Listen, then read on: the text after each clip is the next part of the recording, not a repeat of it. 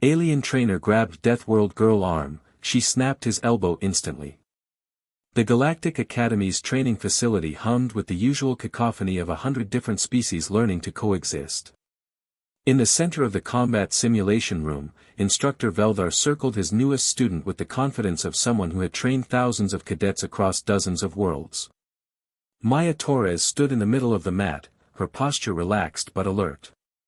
She was the first human to be accepted into the Academy in 3 generations, ever since Earth had been classified as a Class 9 Deathworld and quarantined from general galactic society. The Council had finally agreed to lift some restrictions, allowing a select few humans to prove their species could integrate peacefully. Your reflexes are adequate, Veldar announced, his crystalline exoskeleton clicking as he moved. His species, the Kthrani, were known throughout the galaxy as exceptional warriors and teachers. But you lack discipline. When I signal, you must. He reached out suddenly, gripping Maya's forearm to demonstrate a basic restraint hold. It was a standard teaching technique, one he'd performed thousands of times. His 3-fingered hand wrapped around her arm with what he considered firm but controlled pressure. The snap echoed through the training hall like a gunshot. Veldar's mandibles flared in shock as his elbow joint bent backward at an impossible angle. He stumbled away, cradling his shattered limb, a high-pitched keen escaping his translator. Maya stood frozen, her eyes wide with horror, still holding her arm in the exact position where he'd grabbed her.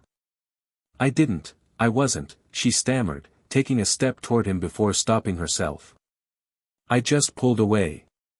The training hall had gone silent.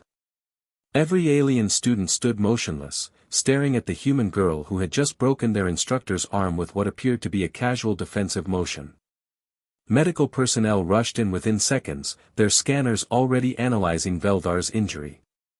The head medic, a floating jellyfish-like being named Phosphora, examined the break and turned her bioluminescent attention to Maya. You're from a 2.3 gravity world, Phosphora stated, though it wasn't quite a question. And your atmospheric pressure is nearly triple our standard. Maya nodded miserably, wrapping her arms around herself. Earth. I thought, they said I'd been cleared for training. That the gravity here wouldn't be an issue. Gravity for walking, yes, another voice interjected. Commander Rexal, the Academy's superintendent, had arrived with impressive speed. His reptilian features were unreadable, but his tone carried weight. No one considered what your bone density and muscle compression would mean in a contact situation. Veldar, now sedated and having his arm placed in a regeneration cast, managed to speak through his translator. The human didn't mean harm. Reflexive action only. My error. I should have reviewed Deathworld physiology. Commander Rexal studied Maya with new interest. Tell me, cadet. How much weight can you lift comfortably on your homeworld? About 60 kilos, sir. I'm not particularly strong for a human. A ripple of disbelief passed through the gathered crowd. 60 kilograms was what most species considered a maximum industrial lifting capacity. Commander, Maya said quietly, should I pack my things? I understand if I'm expelled. Rexal's tail swished thoughtfully.